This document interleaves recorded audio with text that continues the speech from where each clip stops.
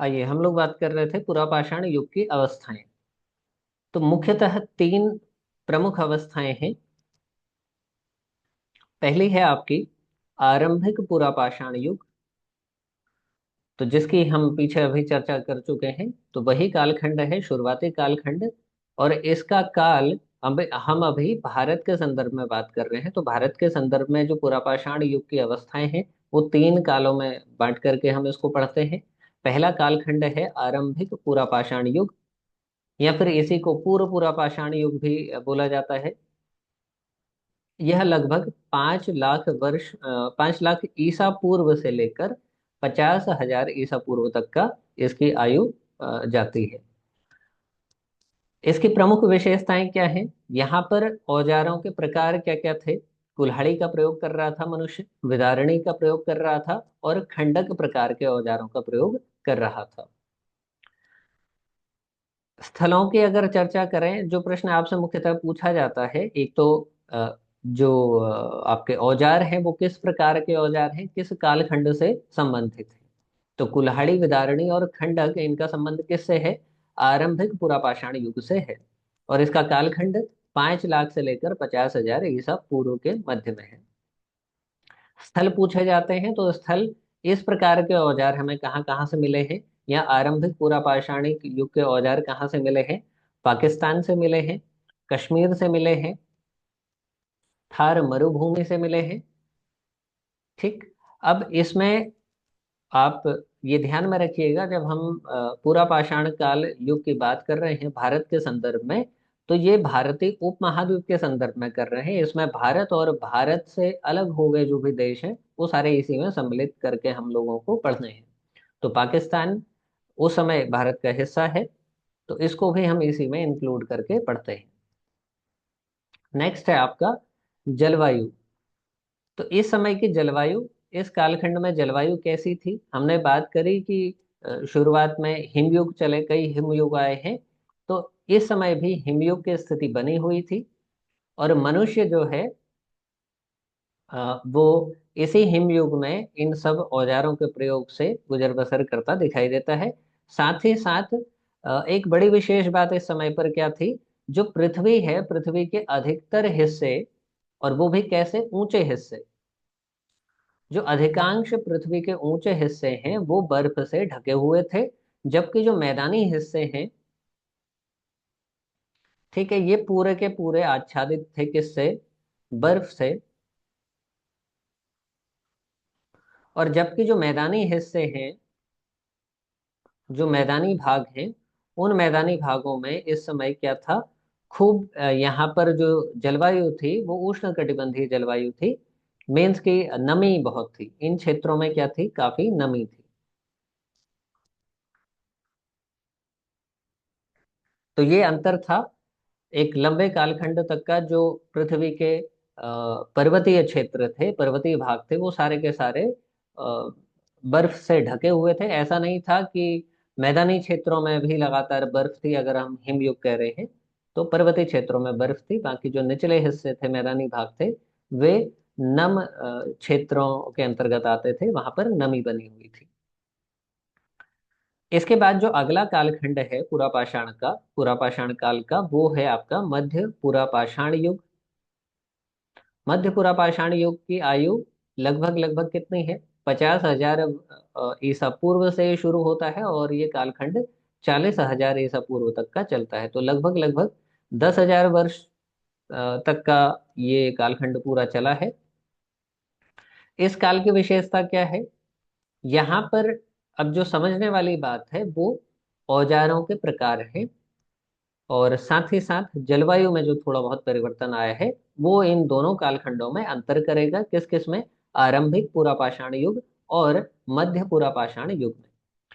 तो जब मध्य पुरापाषाण युग आता है, तो धीरे धीरे मनुष्य ने औजारों को परिष्कृत करना शुरू किया। वो ऑटोमेटिकली इतने अभ्यस्त हो गए कि अब पहले से बेहतर औजार या फिर हथियार वो बना पा रहे थे। लेकिन अभी भी पत्थरों का प्रयोग जारी है। अब पत्थरों को, जब वो पहले शुरुआती मोटे पत्थर, बड़े पत्थर थे, उन्हीं को लेकर के उन्हीं से हथियार बना रहे थे, मोटे पत्थरों से, बड़े पत्थरों से। और बेडौल हथियार बन रहे थे। अब परिवर्तन होता है और उन पत्थरों से जो छीलन निकली है या उनकी जो पपड़ी निकली है, अब उससे औजार बनने लगे हैं। तो औजार किस किस प्रकार के हैं? छेदनी और खुरचनी। अब इन्होंने, जैसे कोई जानवर इन्होंने मारा, ये शिकारी है, अब भी मनुष्य शिकारी है, आखेटक है, संग्राहक है, खाद्य संग्राहक। तो ये जब भी किसी पशु का वध करता है तो उससे बालों को हटाने के लिए खुरचनी जैसे हथियार इसने प्रयोग करने शुरू किए हैं। और साथ ही साथ छेदनी, यानी अब होल करने वाले हथियार भी इसने बना लिए हैं। स्थलों की अगर बात करें, इस प्रकार के अवशेष हमको भारत के किन किन हिस्सों से मिलते हैं? एक तो नर्मदा घाटी, तुंगभद्रा नदी, इनके किनारे किनारे जो बसावट हुई आदि मानव की, वहां से हमको इस प्रकार के साक्ष्य मिले हैं, इन्हीं औजारों के साक्ष्य। साथ ही साथ दक्कन का पठार, ये सारे क्षेत्र मध्य पूरा पाषाण काल युग से संबंधित माने जाते हैं। इस काल तक आते आते जलवायु में परिवर्तन होता दिखता है, और जलवायु में जो बदलाव आया है, तो जलवायु अब कैसी हो गई है? जो शुरू में बहुत अधिक नमी थी, बहुत नमी वाले जो क्षेत्र थे, वो अब धीरे धीरे कैसे होने लगे हैं? नमी वहां पर की कम होने लगी है। जो संपूर्ण क्षेत्र, जो दलदलीय क्षेत्र बना हुआ था, वो अब धीरे धीरे इलाके थोड़ा बहुत उनमें नमी में गिरावट आती है, और उन क्षेत्रों का धीरे धीरे तापमान भी बढ़ता दिखाई देता है। तो इस प्रकार के बदलाव आए हैं इन दो अवस्थाओं में, आरंभिक पुरा पाषाण काल से लेकर के मध्य पुरा पाषाण काल युग के अंत तक। इसके बाद तीसरा चरण आता है, जिसको हम उच्च पुरा पाषाण काल या फिर ऊपरी पुरा पाषाण युग के नाम से जानते हैं। इसका कालखंड वहां से शुरू होगा जहां मध्य पुरा पाषाण काल युग समाप्त हुआ, मीन्स के 40,000 ईसा पूर्व से लेकर के 10,000 ईसा पूर्व तक। पुनः हम लोग औजारों के प्रकार देखेंगे। यहाँ फिर से औजार बदल गए हैं, अब मनुष्य चकमक औजारों का प्रयोग करने लगा है, मीन्स के जो पॉलिशदार औजार हैं धीरे धीरे उनका प्रयोग, या फिर चकमक पत्थर का प्रयोग औजारों को बनाने के लिए करने लगा है। तक्षणिया, ये एक विशेष प्रकार का औजार है। इसको बाद में हम लोग डायग्राम के साथ देखेंगे कल वाले सेशन में। साथ ही साथ फलक, यानी वही जो छीलन निकल रही है और जो पपड़ी निकल रही है, उससे हथियार बन रहे हैं। दो पत्थरों को तोड़ करके पपड़ी निकाल करके उससे हथियार बनते, यहाँ पर हम ऐसे साक्ष्य हमको प्राप्त होते हैं। पुनः इससे संबंधित स्थल हम लोग देखेंगे, जैसे कि मध्य भारत में आंध्र प्रदेश, कर्नाटक से हमको इसके साक्ष्य मिले हैं। आगे बात करें तो महाराष्ट्र से इसके साक्ष्य मिले हैं, और उत्तर भारत से भी इसके साक्ष्य हमको प्राप्त होते हैं। अब यही तीन चीजें सबसे महत्वपूर्ण है, कि एक तो ये जो युग का कालखंड है, जो कि हम लेक्चरर की तैयारी कर रहे हैं, तो इसमें कई बार ये तिथियां भी सीधा सीधा पूछ लेता है कि कौन सा कालखंड कब से कब तक का चला। दूसरा, उस समय पर टेक्नोलॉजी या फिर औजारों के प्रकार क्या थे। और चौथा आपका जलवायु।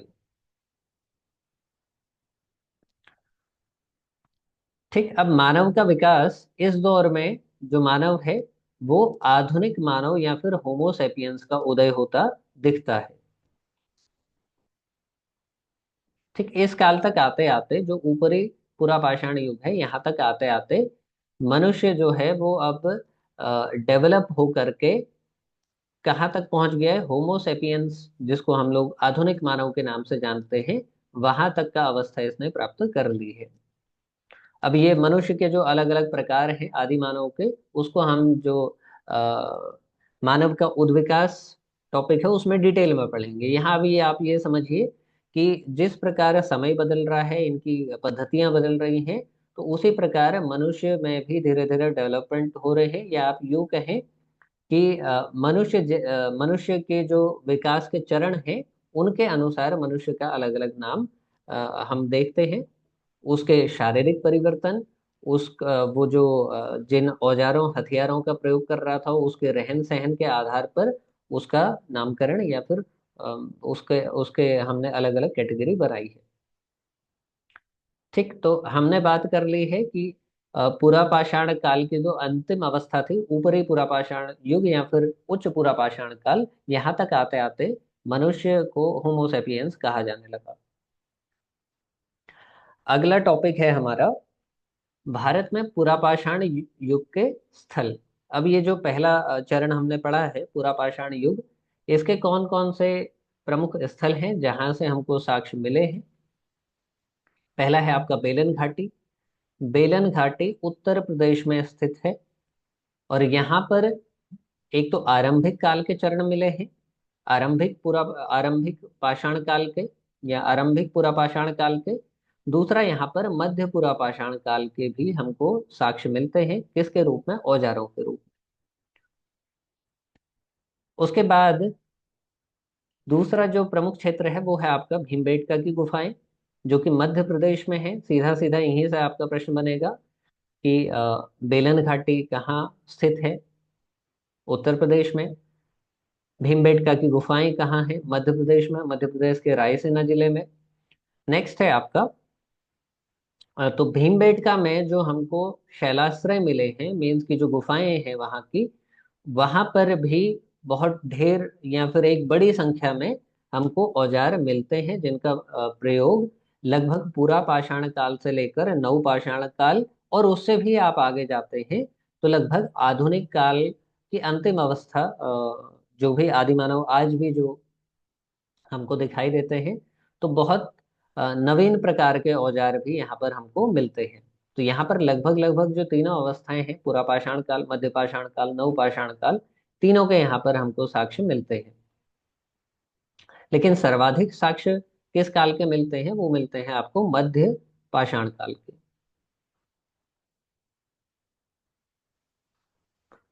मध्य पाषाण काल के सर्वाधिक साक्ष्य भीमबेटका की गुफाओं से हमको प्राप्त हुए हैं। इसके अलावा जो अन्य स्थल हैं उसमें सोहन नदी घाटी, जो कि वर्तमान के पाकिस्तान क्षेत्र में है, यहाँ पर भी हमको काफी सारे साक्ष्य प्राप्त होते हैं। अगले स्थलों की बात करें तो नर्मदा और तुंगभद्रा नदियों से लगते हुए जो इलाके हैं, इनके जो घाटी प्रदेश हैं, वहां से भी हमको इन कालखंडों के या फिर पूरा पाषाण काल के औजार प्राप्त होते हैं। चलिए आगे बढ़ेंगे। नेक्स्ट है कि इस संपूर्ण जो कालखंड जिसको हम पूरा पाषाण काल के नाम से जान रहे हैं, उस समय जलवायु कैसी थी, और जो शिल्प सामग्री थी या मनुष्य जिस टेक्नोलॉजी का प्रयोग कर रहा था वो किस प्रकार की थी, इसको समझते हैं। ठीक। अब हमने ऊपर एक टर्म पढ़ा था प्लाइस्टोसीन काल। कि प्लाइस्टोसीन काल क्या है।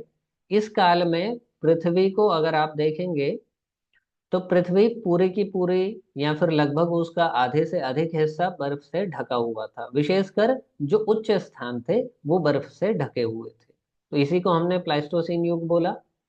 इसके अलावा मध्यपुरा पाषाण काल या फिर मध्यपुरा पाषाण युग, इस समय पर धीरे धीरे जलवायु में परिवर्तन हुआ और ये स्थिति बदलती है। अब जो नमी है उसमें गिरावट आती है और धीरे धीरे जलवायु में गर्मी बढ़ने लगती है या फिर जलवायु गर्म होने लगती है। फिर अगला जो फेज आया इसी का ऊपरी पूरा पाषाण युग। ऊपरी पूरा पाषाण युग में क्या हुआ। ऊपरी पूरा पाषाण युग में जलवायु और अधिक गर्म हो गई, और जिसकी वजह से शिकार और जो अन्य गतिविधियां थी मनुष्य की वो बढ़ जाती हैं, और विशेषकर चकमक औजारों का यह प्रयोग करने लगा। अब थोड़ा पर यहाँ पर समझने वाले बिंदु है, उसको समझते हुए चलेंगे। आप देखेंगे कि यहाँ पर इसने कारण बताया है कि ऊपरी पूरा पाषाण युग में जलवायु गर्म हुई, तो मनुष्य की जो गतिविधियां हैं, चाहे शिकार करने की गतिविधि है चाहे अन्य गतिविधियां हैं, खाद्य संग्रहण की गतिविधियां हैं, वो बढ़ जाती हैं। ऐसा कैसे हुआ। तो सीधी सरल बात, इसको इस चित्र से आप समझ लीजिए। हमने बात करी कि प्लाइस्टोसीन युग में पर्वतीय क्षेत्र बर्फ से ढके हुए हैं, ये पहला फेज है। दूसरे फेज में आप देखेंगे, ठीक है, दूसरे फेज में नमी बहुत अधिक है। नमी बहुत अधिक है। अभी मानव क्या है, इस बहुत अधिक नमी वाले क्षेत्रों में सरवाइव कर रहा है जैसे तैसे, इस पहले फेज में। दूसरे फेज में जब वो आता है, ठीक है, अब वो दूसरे फेज में एंटर करेगा तो यहाँ पर क्या होगा, जलवायु में परिवर्तन हुआ, नमी में गिरावट आई, नमी में थोड़ा सा गिरावट आई। ठीक है। तो मनुष्य का भी विस्तार हुआ, मनुष्य और बड़े क्षेत्रों तक का, अभी वो एक छोटे क्षेत्र में सरवाइव कर रहा है, सीमित संसाधनों में सरवाइव कर रहा है। तो अब उसका क्षेत्र बढ़ जाएगा। ठीक है, इसका विस्तार हो गया, एक बड़े क्षेत्र में अब मनुष्य धीरे धीरे फैल रहा है, क्योंकि उसको जो ऐसा क्षेत्र जहां पर वो सरवाइव कर पाए उसमें बढ़ोतरी हुई है। फिर तीसरे फेज में जब आप एंटर करते हैं यहाँ से, तो तीसरे फेज में और उसको बड़ा इलाका मिलेगा।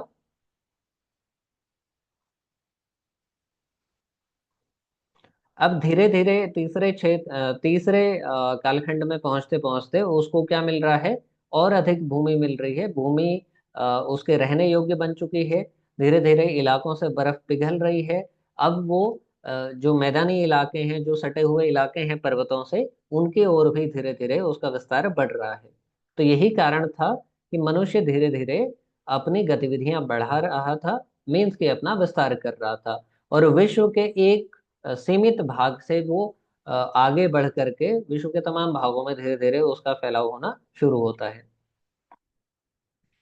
ठीक। और जिस प्रकार ये अलग अलग क्षेत्रों, नए नए क्षेत्रों में गया, फिर अ, इसके जनजीवन में भी बदलाव आया, अलग अलग प्रकार के औजारों का ये प्रयोग करने लगा। अब यहाँ पर पत्थर भी चेंज हो जाएगा। अभी शुरुआत में जिस सीमित इलाके में ये रह रहा था वहाँ एक अलग प्रकार का पत्थर मिलता होगा, और बाद में जब इसने ये एक जगह से दूसरी जगह माइग्रेट हुआ, तो वहां पर पत्थर का प्रकार, फिर इसको चकमक प्रकार का पत्थर अधिक देखने को मिलता है। नेक्स्ट है आपका औजारों का निर्माण।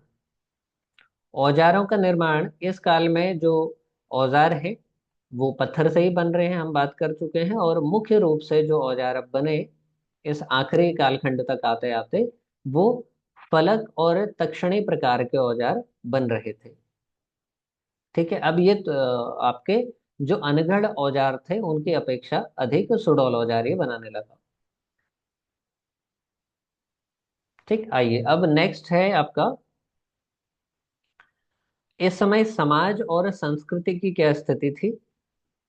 आदिम मानव युग में जो समाज था, वो समाज समूहों में बट करके शिकार करता था। जैसे शुरुआती लेक्चर में हम लोगों ने बात करी थी कि जो शुरुआती मानव है वो क्या है, बहुत ज्यादा यूनाइट होके नहीं रहता, उसके छोटे छोटे झुंड हैं, छोटे छोटे ग्रुप हैं, उन्हीं में मिल करके वो शिकार करने के लिए जाता है। और तमाम जो दैनिक दिनचर्या है उसकी, वो इसी प्रकार के छोटे छोटे झुंडों में होती है, 4 से 5 लोग मिल करके कार्य करते हैं। खाद्य पदार्थ क्या क्या थे इस समय पर मनुष्य के, फल हैं, कंदमूल है, मांस है, और शिकार से प्राप्त खाद्य पदार्थ, पूरा का पूरा नॉन वेज। तो वेज और नॉन वेज आप ये कह सकते हैं कि ये जो पूरा पाषाण कालीन मनुष्य है, ये वेजिटेरियन भी है और साथ ही साथ नॉन वेजिटेरियन भी है। आवश्यकता और सामूहिक प्रयास। ठीक है। तो यहाँ पर इनकी केवल और केवल जो इनकी आवश्यकता है उसी को पूरा करने पर इनका पूरा पूरा फोकस था। उससे अधिक इनको कुछ नहीं चाहिए था, खाने के लिए भोजन चाहिए था तो ये निकल पड़ते थे। और साथ ही साथ उसी के लिए ये थोड़ा बहुत संगठित जैसे भी दिखाई देते हैं, क्योंकि अकेला व्यक्ति उस समय भी शिकार करने में बहुत अधिक सक्षम नहीं था। और ये अपने से बहुत बड़े बड़े जंगली जानवरों का शिकार करते थे। पशुपालन तो अभी हुआ ही नहीं है, तो छोटे जानवरों को पालने का ऐसा कोई साक्ष्य इस समय पर नहीं मिलता है। तो ये लोग झुंड बनाते थे और मिलजुल करके योजना बनाते थे और फिर शिकार करते थे। तो यही इस दौर का सामाजिक बंधन है। और सामूहिक रूप से ये इस प्रकार से अपनी तमाम दैनिक गतिविधियां कर रहे थे। जैसे आप देखेंगे, इन लोगों ने जो चित्रकारी करी है उसमें भी इसके साक्ष्य हमें देखने को मिलते हैं। ये योजना बनाते दिखते हैं। जैसे आप उत्तराखंड में ही देख लें, लखोडियार, लखोडियार में जो चित्र मिले हैं उसमें भी लोगों को अलग अलग तरीके से शिकार करते हुए, या फिर भीमबेटका में विशेष रूप से इस प्रकार के चित्रांकन मिलते हैं, गुफाओं में जो चित्रकारी हुई है। ठीक है, तो अब इससे जो अभी तक हमने टोटल पढ़ लिया है, उससे हम लोग किस निष्कर्ष पर पहुंचते हैं कि भारत में जो पुरापाषाण युग है, वो अगर हम टेक्निकली इसका नाम देखें तो इसको प्लाइस्टोसीन युग या फिर प्लाइस्टोसीन एरा के नाम से जाना गया है। मनुष्य इस समय केवल शिकारी और खाद्य संग्राहक के रूप में हमें दिखता है। उसकी दिनचर्या या उसका जीवन व्यापन इन्हीं दो चीजों को केंद्र में रख करके चल रहा था। नेक्स्ट, फिर हमने तीन प्रमुख अवस्थाओं में बांट करके पूरा पाषाणकालीन मनुष्य का अध्ययन किया या पूरा पाषाण काल का अध्ययन किया। पहला था आरंभिक पूरा पाषाण काल, दूसरा है मध्य पूरा पाषाण काल, और तीसरा है ऊपरी पूरा पाषाण काल या युग। अगली विशेष बात क्या थी कि भारत में पुरापाषाण युग के औजार, इस समय पर इन औजारों का महत्वपूर्ण विकास हुआ। इन सभी चरणों में धीरे धीरे मनुष्य के क्रमिक विकास के साथ साथ औजारों का भी धीरे धीरे डेवलपमेंट हो रहा था। और इसको अगर हम इसको कंपेयर करें तो जिस प्रकार अफ्रीका में मनुष्य बहुत पहले, लगभग 10 लाख वर्षों का गैप है, 10 से 20 लाख वर्षों का गैप है, तो अफ्रीका में जिस प्रकार से क्रमिक विकास हुआ था, उसी ढर्रे पर या उसी तरह से भारत में भी यह विकास देखने को मिलता है, अफ्रीका और यूरोप की तरह आदि मानव का। नेक्स्ट है आपका कि इस काल में जो समाज है उसकी नींव पड़ती है। मीन्स कि आप देखिए, इसने सामूहिक रूप से जीना सीख लिया है। शुरुआती मनुष्य अकेला ही चल रहा था, लेकिन बाद में जब ये लोग, इनकी अपनी आवश्यकताएं बढ़ी और धीरे धीरे इन्होंने सामूहिक रूप से शिकार करना शुरू किया, सामूहिक रूप से खाद्य पदार्थों का संग्रहण करना शुरू किया, और इस प्रकार से जो इस दौर का आधुनिक मानव है वो अस्तित्व में आता है। ठीक, होमोसेपियंस तक का अवस्था में मनुष्य यहाँ तक पहुंच गया है।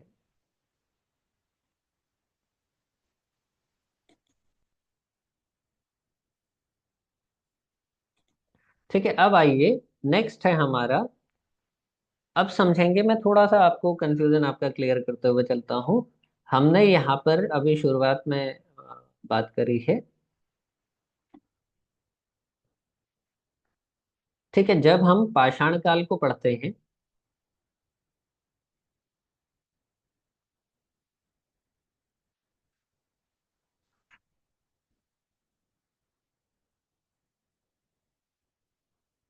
पाषाण काल के तीन अवस्थाएं हैं मुख्यतः। एक है आपका पूरा पाषाण काल,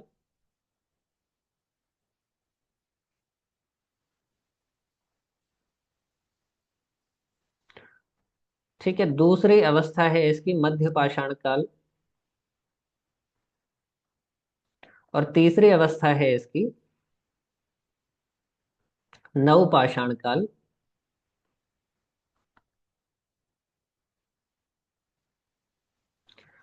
ठीक है, तो पूरा पाषाण काल पर अभी जो हमने चर्चा करी है अभी तक की, ये डाउट आप बिल्कुल क्लियर करते हुए चले। अभी जो हमने पढ़ा है वो ये वाला हिस्सा पढ़ लिया है, पूरा पाषाण काल। इसी पूरा पाषाण काल को तीन कालखंडों में बांट करके हमने पढ़ा।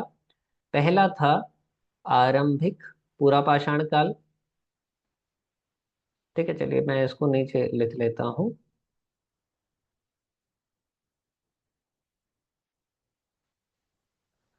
ठीक है, अगर हम इस पहले कालखंड को देखें जिसकी हमने अभी चर्चा करी है,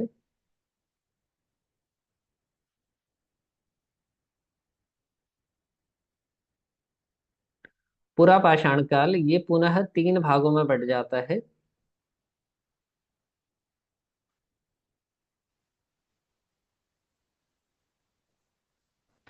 पहला है आपका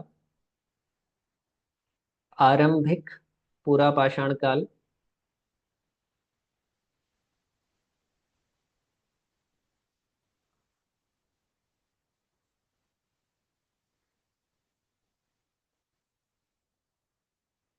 ठीक है, दूसरा हिस्सा है इसका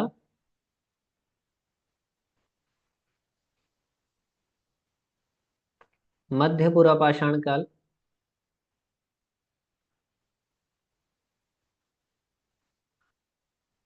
और तीसरा और अंतिम हिस्सा इसका है उच्च पुरा पाषाण काल, या इसी को ऊपरी पुरा पाषाण काल भी कहा जाता है।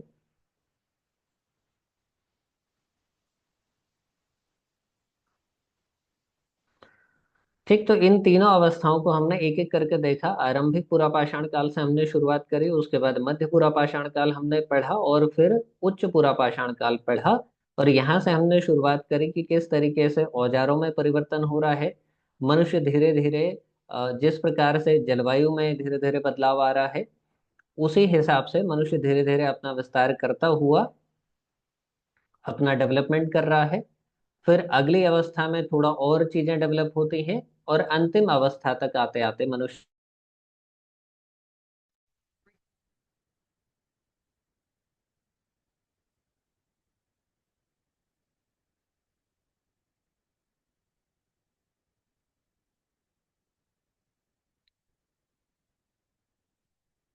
ठीक, थोड़ा नेटवर्क इशू था, आइए।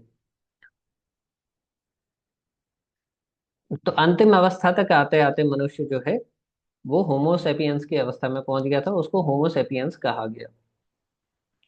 ये एक कालखंड हमने पढ़ लिया है। अब उसके बाद हम अभी एंटर कर गए हैं इस दूसरे कालखंड में। अभी हम इसको अध्ययन कर रहे हैं मध्य पाषाण काल को।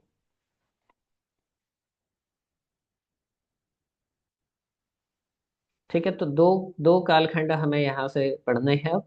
एक आपका मध्य पाषाण काल और दूसरा नव पाषाण युग। पहले बात करेंगे मध्य पाषाण काल की, और इसमें हम एक ऐतिहासिक और सांस्कृतिक दृष्टिकोण इसका देखेंगे। ठीक है, पहला आपका मध्य पाषाण युग और नव पाषाण युग का महत्व। किन किन चीजों पर आगे हम चर्चा करने वाले हैं। एक तो हम बात करेंगे मध्य पाषाण युग और नव पाषाण युग का क्या महत्व है, क्या इनकी इंपोर्टेंस है। दूसरी, पुरा पाषाण युग से नव पाषाण युग तक का संक्रमण, मीन्स कि कैसे एक बड़े कालखंड से दूसरे कालखंड में संक्रमण हो रहा है, या फिर किस प्रकार से चीजें बदल रही हैं धीरे धीरे। और इसी प्रकार जलवायु और जीव जंतुओं में किस प्रकार से बदलाव हो रहे हैं। तो आइए पहली बात करते हैं मध्य पाषाण युग की। मध्य पाषाण युग की विशेषताएं। विशेषताओं में पहली हम इसका टाइम पीरियड देखेंगे। जैसे हमने पिछले कालखंडों को देखा है, हम एक अपना बेसिक सा कॉन्सेप्ट बना चुके हैं कि जो आदिम मनुष्य है वो कैसा है, उसकी दिनचर्या कैसी है, उसकी जीवन शैली कैसी है, वो किस प्रकार की चीजें प्रयोग कर रहा है, और किस प्रकार की जलवायु में रह रहा है। तो अभी थोड़ा तेजी से चलेंगे हम लोग। इसकी समय सीमा जाती है आपकी 9,000 ईसा पूर्व से लेकर के 4,000 ईसा पूर्व तक। तो हमने मनुष्य की बात करी थी 5 लाख वर्ष पूर्व से हमने शुरू किया था, जो कि हमारा भारत के संदर्भ में पूरा पाषाण काल युग की शुरुआत हमने मानी थी 5 लाख वर्ष पूर्व। और 5 लाख से हम लोग पहुंचे थे कहाँ तक का, 9,000 ईसा पूर्व तक का, जो कि उच्च पुरा पाषाण काल में आते आते होमोसेपियंस बन जाता है। तो 9,000 ईसा पूर्व से लेकर 4,000 ईसा पूर्व तक का तिथि निर्धारित करी गई है मध्य पाषाण युग की। इस युग में आप देखिए कि मनुष्य शिकार कर रहा है, ये मछली पकड़ता हुआ दिखाई देता है। और धीरे धीरे इस चरण के यानी मध्य पाषाण युग के अंतिम जो अवस्था है वहां तक पहुंचते पहुंचते अब ये पशुपालन भी इसने शुरू कर दिया है। पशुपालन में निपुण नहीं हुआ है, लेकिन पशुपालन के शुरुआती साक्ष्य मध्य पाषाण युग की अंतिम अवस्था और नव पाषाण युग की शुरुआती अवस्था में देखने को मिलते हैं।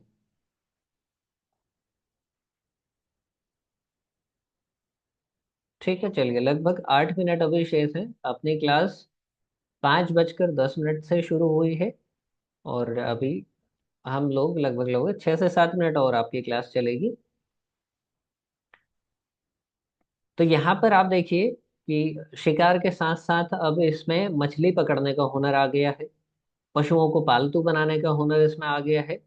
और अब जो इस कालखंड में ये औजारों का प्रयोग कर रहा है वो पूर्व के कालखंड से काफी कुछ भिन्न है।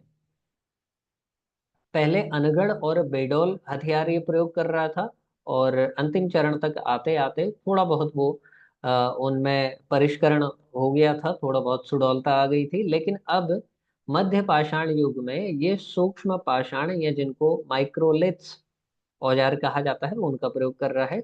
बार बार पूछा जाने वाला ये प्रश्न है कि सूक्ष्म पाषाण या माइक्रोलिथ्स किस युग से संबंधित हैं।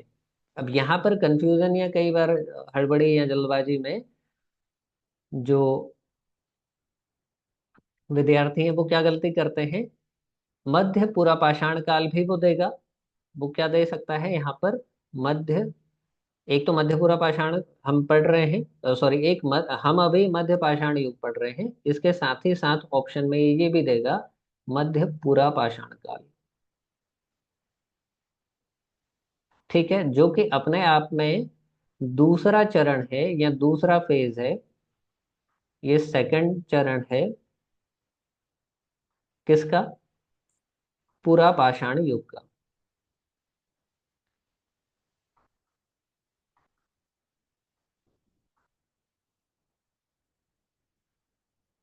तो हमने अगर यदि ये पहले पढ़ लिया और कंफ्यूजन दूर नहीं हुए, तो सीधा हम इसको टिक कराएंगे मध्य पूरा पाषाण काल में। लेकिन ठीक आंसर हमारा क्या होना चाहिए, मध्य पाषाण युग।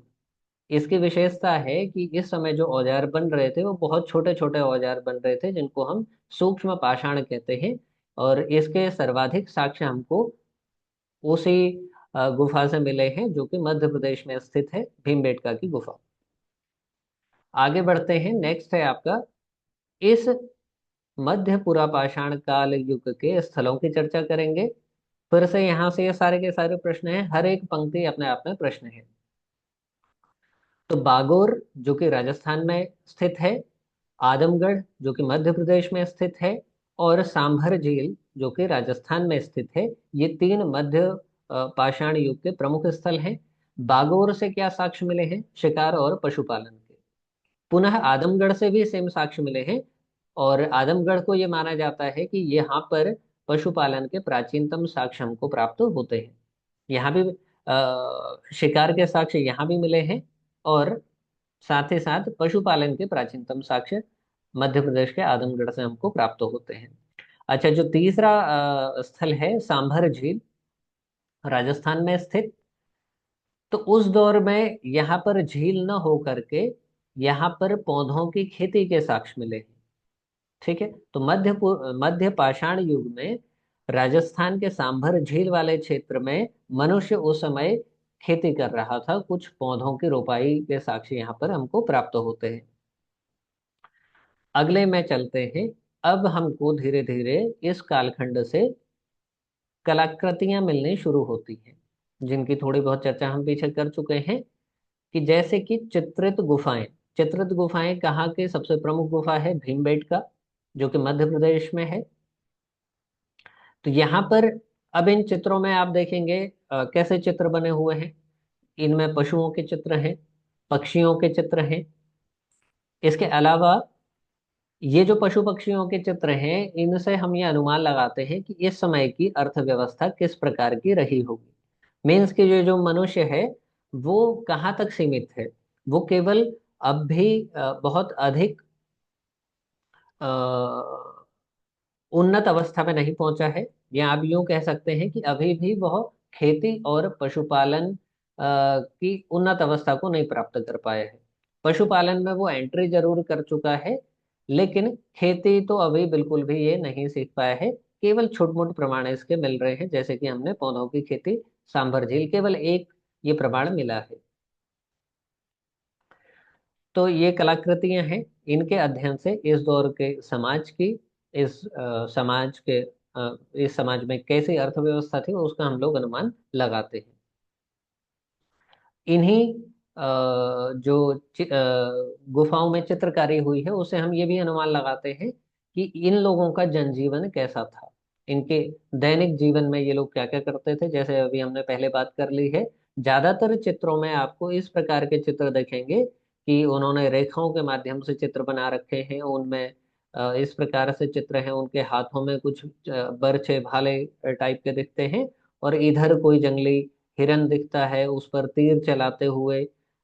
ये जो जैसा इनका जनजीवन था उसी को उन्होंने उसमें उकेरा है। तो इतिहासकार ये भी अनुमान लगाते हैं कि इस प्रकार की चित्रकारी करते हुए शायद ये लोग, ये इस दौर का जो समाज है, वो शिकार की योजना बनाते होंगे। नेक्स्ट है आपका फिर नवपाषाण युग। तो मध्य पाषाण काल की हमने चर्चा कर ली है, आगे फिर इसमें अभी और बात करेंगे।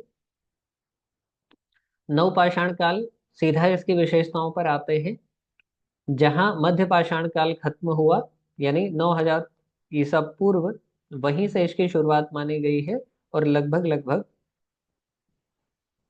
2500 ईसा पूर्व तक का इसका कालखंड जाता है। अब यहाँ एक बड़ा भारी परिवर्तन हुआ है।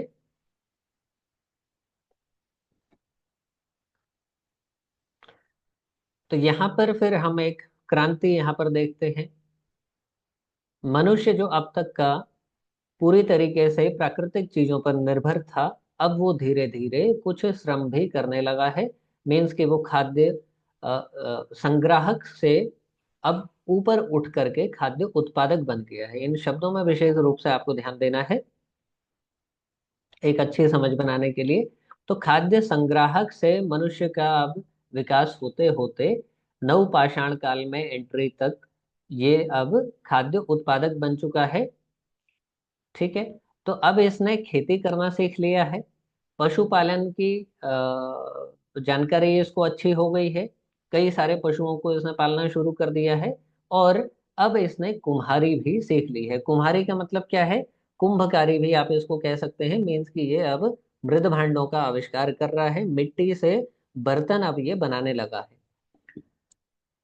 ठीक है। अब इसको भी समझेंगे कि ये सब चीजें क्यों हो रही हैं, इनके पीछे क्या कारण था।